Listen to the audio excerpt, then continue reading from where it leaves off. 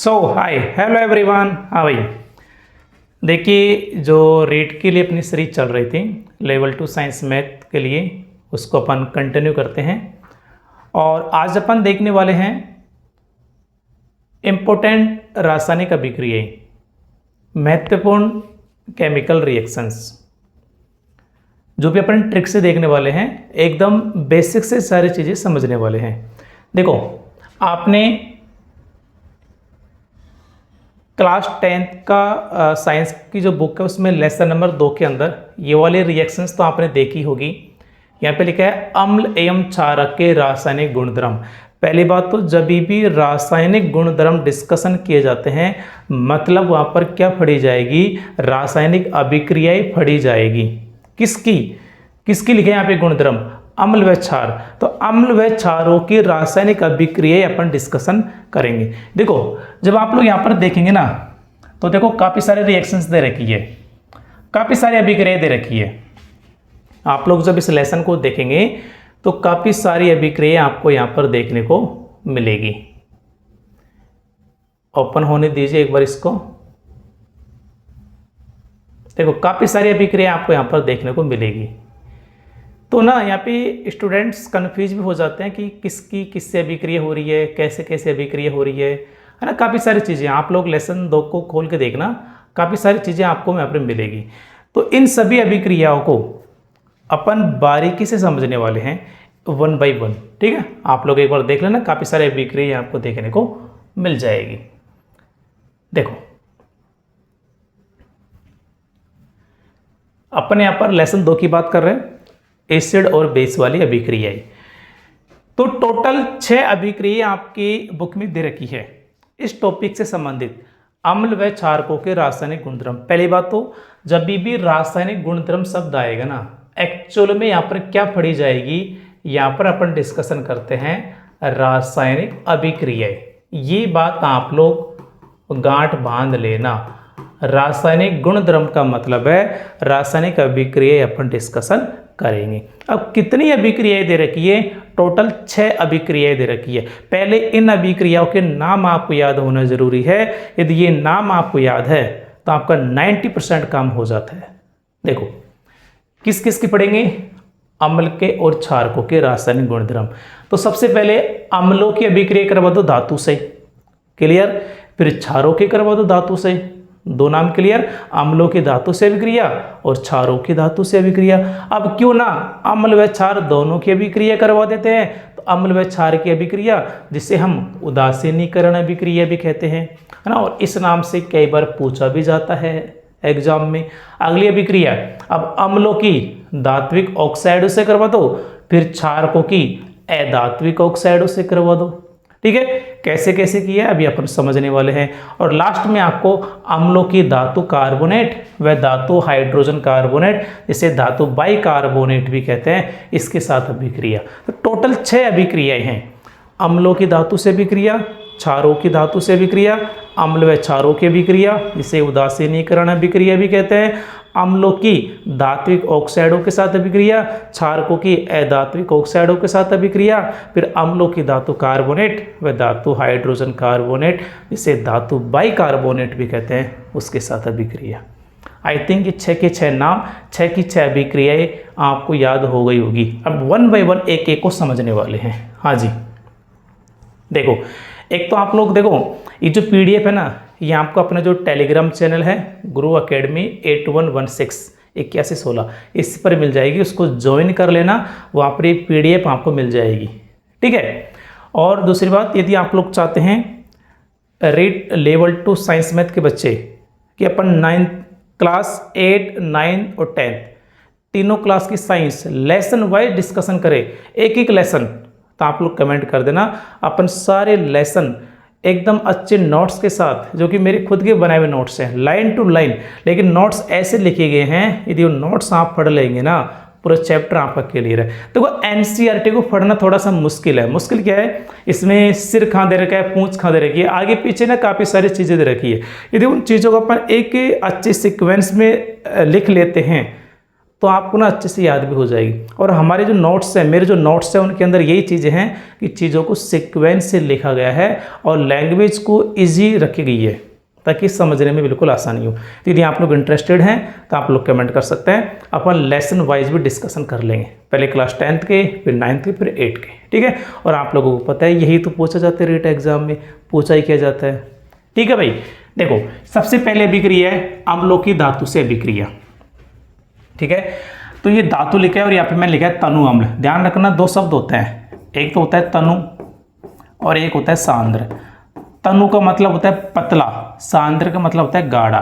तो आप लोग क्लास 10th में जितनी भी अभिक्रिया देखेंगे ना वो सारे के सारे तनु अम्ल से देखेंगे, एक दो अभिक्रिया को छोड़ करके, ठीक है। और सांद्र की तो आपको मिलती भी नहीं है पढ़ने के लिए, आपको ज़्यादातर यही मिलेगी तनु अम्ल वाली। तो कन्फ्यूज होने की आवश्यकता नहीं है, मतलब कौन सा अम्ल लेंगे, पतला लेंगे, तनु लेंगे। तो जब धातु की अभिक्रिया तनु अम्ल से करवाएंगे, धातु लवण जो भी यहाँ पर धातु लेंगे उसका लवण बनेगा और साथ में हाइड्रोजन गैस। यही तो है इम्पोर्टेंट, यही तो पूछा जाता है कि जब धातु की अभिक्रिया तनु अम्लों से करवाई जाती है तो कौन सी गैस निष्कासित होती है, हाइड्रोजन गैस। कौन सी गैस, जो कि पॉप पॉप साउंड है ना, आपने क्लास 10 में देखना एक्सपेरिमेंट दे रखा है, फट फट की आवाज, पॉप पॉप साउंड, फट फट की आवाज के साथ जलती है हाइड्रोजन गैस, ठीक है ना भाई। अब इसका एग्जांपल दे रखे हैं, देखो धातु मैंने यहाँ पे लिखा है Zn और अम्ल लिखा है H2SO4 सल्फ्यूरिक अम्ल। क्या बनेगा, ZnSO4 प्लस हाइड्रोजन गैस। ये सिंबल क्या है, ये सिंबल है कि गैस हल्की होती है, ऊपर की ओर उठती है, तो सिंबल लगा दिए नीचे से ऊपर की ओर। अब ये अभिक्रिया कैसे हुई है, हालांकि मैंने क्लास 10th के लेसन 1 लेसन 2 के क्लासेज रिकॉर्ड कर रखी है, वहाँ पे सारी चीज़ें आपको देखने को मिल जाएगी, लेकिन एक बार मैं आपको बता देता हूँ। देखो Zn की वैलेंसी होती है 2+, ठीक है। सल्फ्यूरिक अम्ल में हाइड्रोजन है और ये है सल्फेट आयन, तो प्लस जाएगा माइनस के पास, देखो +2 है -2 कट जाएंगे तो ZnSO4 बन जाएगा और हाइड्रोजन गैस अलग से रिलीज हो जाएगी। ऐसे मैंने आपको क्लास 10th के वीडियो रिकॉर्ड कर रखे हैं, वहाँ पर समझा रखा है, आप लोग वहाँ से देख सकते हैं, कोई प्रॉब्लम नहीं है, ठीक है। यदि किसी को वीडियो ना मिले कमेंट कर देना, मैं उसका लिंक पिन कर दूंगा, ठीक है, कमेंट सेक्शन में। तो ZnSO4 प्लस हाइड्रोजन गैस, ये धातु लवण हो गया। कौन सी धातु कहाँ मिली, Zn, तो Zn का लवण बन गया। ये नहीं है यहाँ पर Zn ले रहे हैं कॉपर का लवण बन जाएगा, कॉपर सल्फेट बन जाएगा, नहीं, जो धातु आप लोग यूज कर रहे हैं उसी धातु का लवण यहाँ पर बनेगा। अगला example Zn plus HCl, ZnCl2 plus H2, धातु लवण प्लस हाइड्रोजन गैस, ठीक है। ये इंपॉर्टेंट अभिक्रिया है तीसरे नंबर की। Zn प्लस CH3COOH, इसको बोलते हैं एसिटिक अम्ल। क्या बोलते हैं इसको, एसिटिक अम्ल बोलते हैं। तो Zn यहाँ पर बनेगा ZnCH3COO को ऑल्टवाइज, इसको बोलते हैं जिंक एसिटेट। क्या बोलते हैं इसको, जिंक एसिटेट, और साथ में हाइड्रोजन गैस। देखो ये अभिक्रिया कैसी हुई है, Zn+2 होता है, अभी आपको पता है, HCl में हाइड्रोजन H+Cl- प्लस जाएगा माइनस के पास, Zn के पास 2 है, इसके पास 1 है, कटेगा नहीं कटेगा, तो Zn के वैलेंसी Cl के नीचे और Cl की Zn के नीचे, Cl की 1 है, 1 लिखा नहीं जाएगा, और Zn की 2 Cl के नीचे, तो ZnCl2 ये बन जाएगा ZnCl2 और हाइड्रोजन गैस अलग से निकल जाएगी।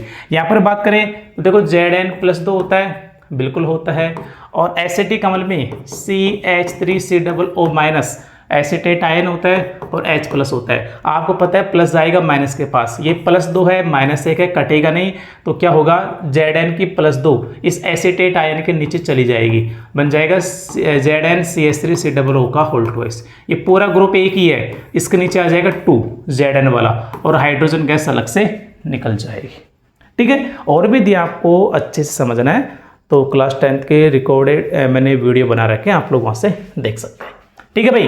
तो ये इंपॉर्टेंट है कि जब भी धातु की अभिक्रिया तनु अम्लों से करवाई जाएगी कौन सी गैस निकलेगी, हाइड्रोजन गैस, ठीक है।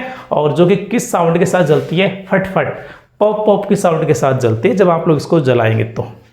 लेकिन यहाँ पे 2 एग्जाम्पल बड़े ही इंपॉर्टेंट है, वो क्या है, देखो आपको पता है कि जब धातु की अभिक्रिया तनु अम्ल से होंगी, HNO3 नाइट्रिक अम्ल होता है, तो क्या क्या बनेगा, धातु लवण और हाइड्रोजन गैस। यहाँ पर धातु लवण तो बन रहा है लेकिन हाइड्रोजन गैस नहीं बन रही है।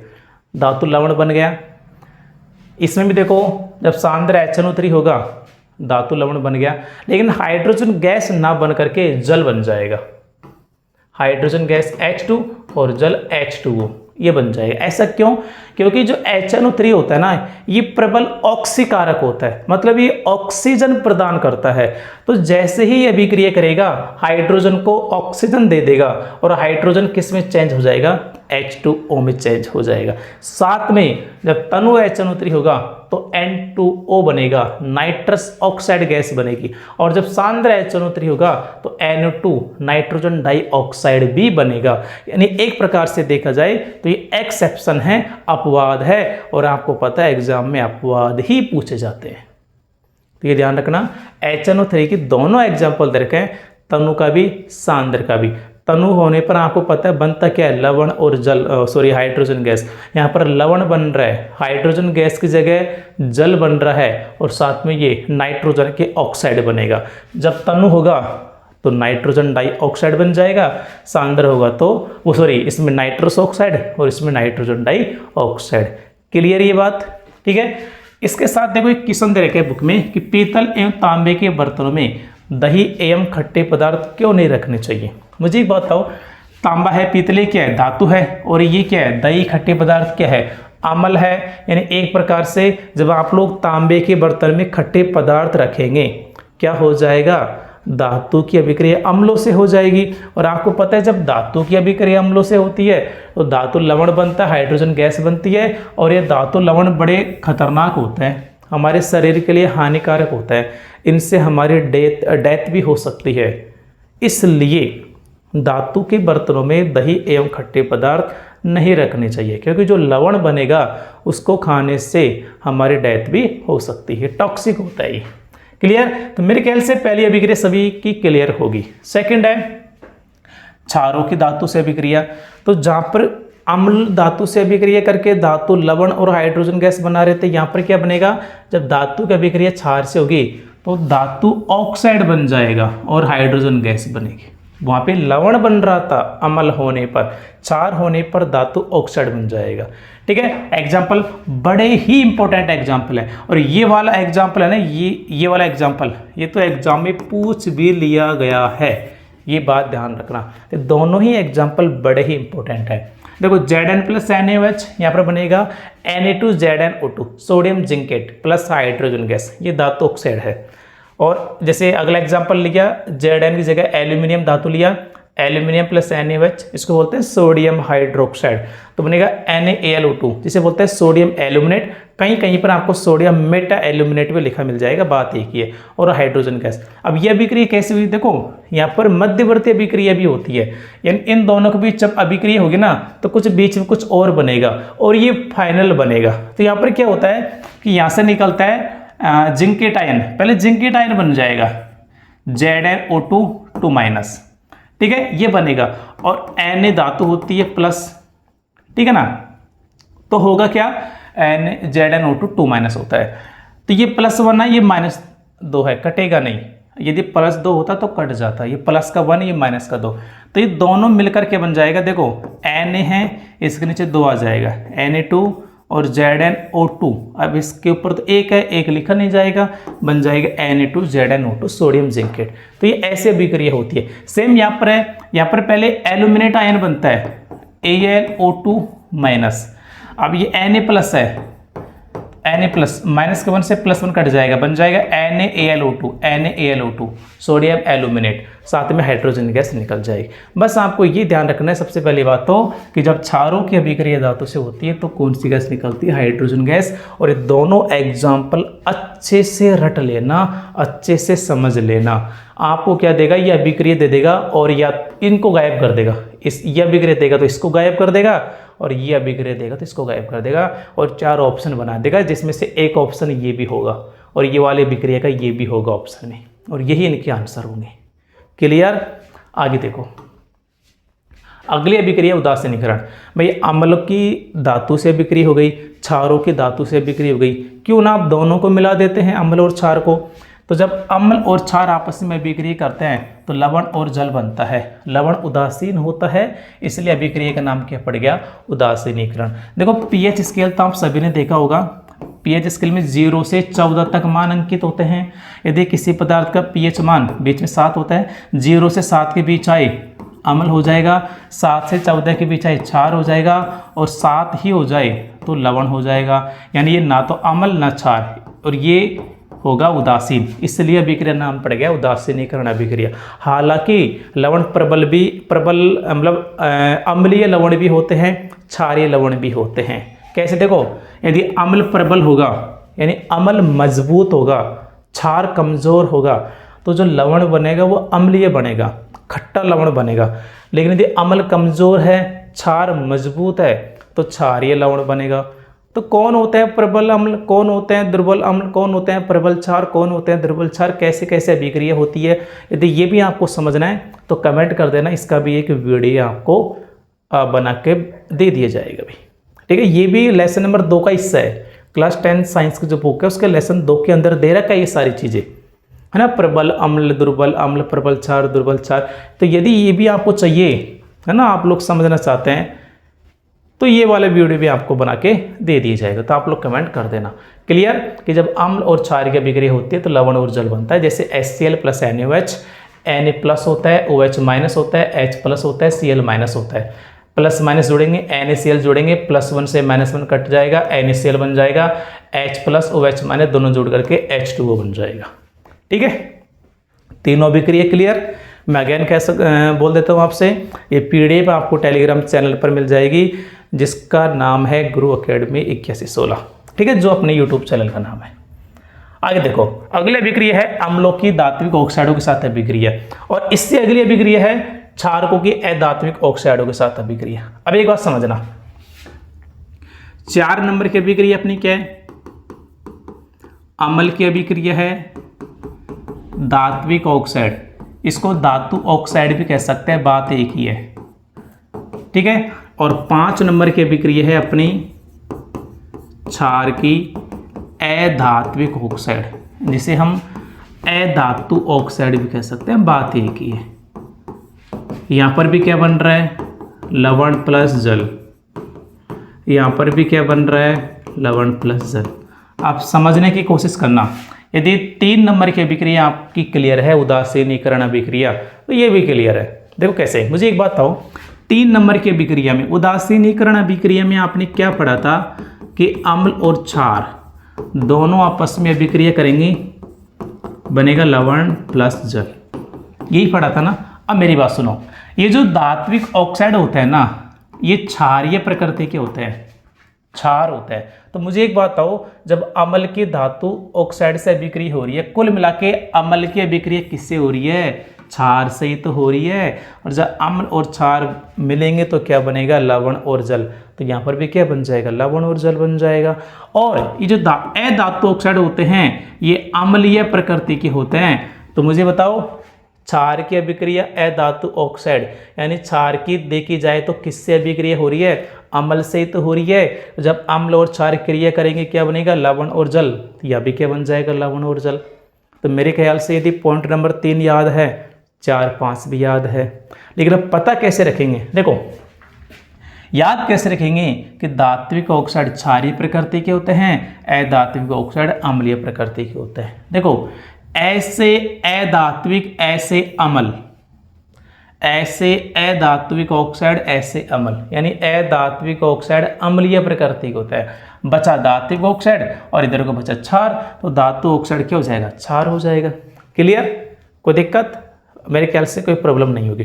अभी एग्जाम्पल कैसे याद रखेंगे, देखो धात्विक का मतलब है धातु, यानी कोई भी धातु ले लीजिए, जैसे आपने ले लिया कॉपर, इसके साथ ऑक्सीजन, तो ये बन गया धात्विक ऑक्साइड। जैसे मैंने लिया Zn, इसके साथ ऑक्सीजन, जिंक ऑक्साइड, ये धातु ऑक्साइड। जैसे मैंने लिया मैग्नीशियम, इसके साथ ऑक्सीजन, मैग्नीशियम ऑक्साइड। तो ये धात्विक ऑक्साइड होते हैं। ये बने कैसे, देखो मैग्नीशियम पर +2 वैलेंसी होती है, ऑक्सीजन पर -2, +2 से -2 कट जाएगा, बन जाएगा MgO। यहाँ पर देखो Zn पर +2 होती है, ऑक्सीजन पर -2 कट जाएगा, बन जाएगा ZnO। ठीक है, कॉपर की वैलेंसी +1 भी होती है, +2 भी होती है। यहाँ पर +2 वैलेंसी है, ऑक्सीजन का 2 - कट जाएगा, बन जाएगा CuO। यानी आपने धातु की अभिक्रिया ऑक्सीजन से करवा दी, बन गया धात्विक ऑक्साइड। यहाँ पर क्या अधातुक ऑक्साइड, यानी अधातु की अभिक्रिया ऑक्सीजन से, जैसे कार्बन है अधातु है, ऑक्सीजन मिलकर के CO2 बन जाता है, तो ये अधात्विक ऑक्साइड हो गया। क्लियर। तो जब अम्ल की अभिक्रिया धात्विक ऑक्साइड से लवण जल, क्षार की अभिक्रिया अधात्विक ऑक्साइड से लवण और जल। ठीक है, अब एक एक अपन समझते हैं दोनों को बारी बारी से। देखो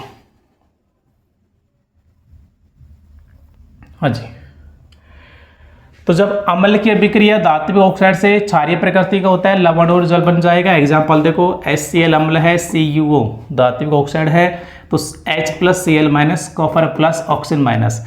ठीक है, तो ये दोनों जोड़ेंगे CuCl बन जाएगा CuCl2। कैसे बना, Cu पर +2 है, Cl पर -1 है, कटेगा नहीं तो Cu की वैलेंसी Cl के नीचे चली जाएगी और Cl की Cu के नीचे, Cl पर 1 है, 1 लिखा नहीं जाएगा तो बन जाएगा CuCl2 + H2O। ठीक है, तो जो धात्विक ऑक्साइड होते हैं कैसे प्रकृति के होते हैं भाई, क्षारीय प्रकृति के, बड़ा ही इंपॉर्टेंट है, ध्यान रखना। इसलिए इन्हें हम क्षारीय या क्षारकीय ऑक्साइड भी कहते हैं, क्योंकि क्षारीय प्रकृति के होते हैं। अगली है क्षारकों की अधात्विक ऑक्साइडों के साथ अभिक्रिया।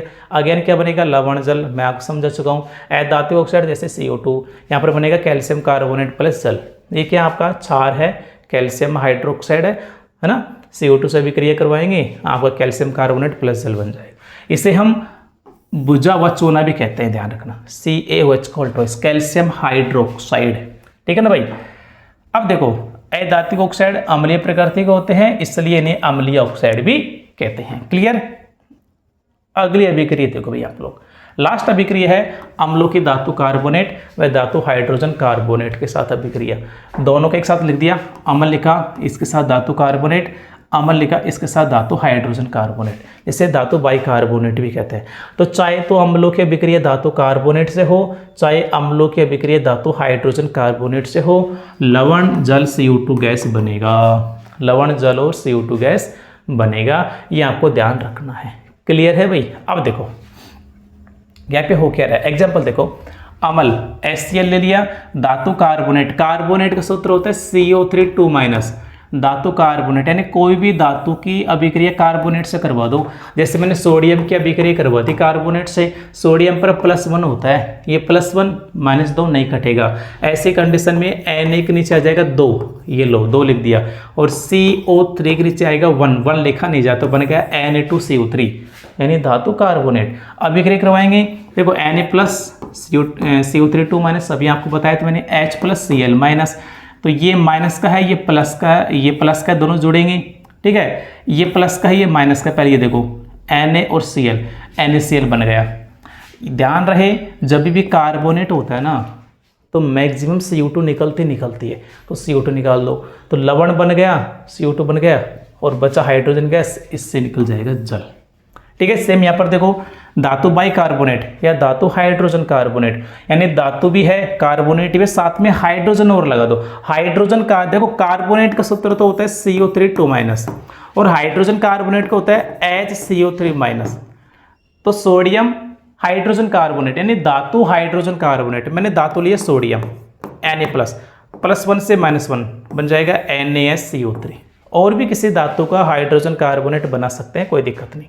HCl यानी अम्ल, इससे अभिक्रिया होगी तो Na+, ये पूरा माइनस होगा, हाइड्रोजन कार्बोनेट H+Cl- बन जाएगा NaCl + H2O + CO2। कार्बोनेट है तो CO2 गैस आपको निकालनी पड़ेगी, मैक्सिमम ऐसा होता है। ठीक है ना, तो लवण बन गया, जल बन गया, CO2 गैस बन गई। कुल मिला के आपको ये ध्यान रखना है कि जब अम्लों की अभिक्रिया धातु कार्बोनेट या धातु हाइड्रोजन कार्बोनेट से करवाते हैं, लवण जल साथ में CO2 गैस निकलेगी। क्लियर। अब यहाँ पे एक देखो इंपॉर्टेंट बात मैं आपको बताने वाला हूँ कि जो CO2 गैस है ना, ये CO2 गैस, इसको यदि अपन चूने के पानी से, चूने के पानी का मतलब बुझा हुआ चूना, जिसका सूत्र होता है कैल्शियम हाइड्रोक्साइड CaOH2, इससे निकालेंगे भाई। जैसे आपने क्या किया, दीवार पर पुताई कर दी चूने के पानी से, वो क्या करता है, वायुमंडल के CO2 से क्रिया कर लेगा और कैल्शियम कार्बोनेट प्लस जल बना लेगा। कैल्शियम कार्बोनेट मतलब उसमें जो सफ़ेद रंग की जो परत छाती है ना, आपने पुताई की, उस पर ना वाइट कलर की परत से छट जाती है, जो बाद में हटती भी आप लोग देखते हैं जब ना आपकी पुताई पुरानी हो जाती है, वो कैल्शियम कार्बोनेट ही होता है। लेकिन यहाँ पे ध्यान क्या रखना है, ये तब बनेगा जब CO2 लिमिट में होगी। यदि CO2 बहुत ज़्यादा हो जाए तो कुछ CO2 तो अभिक्रिया करके ये बना लेगा।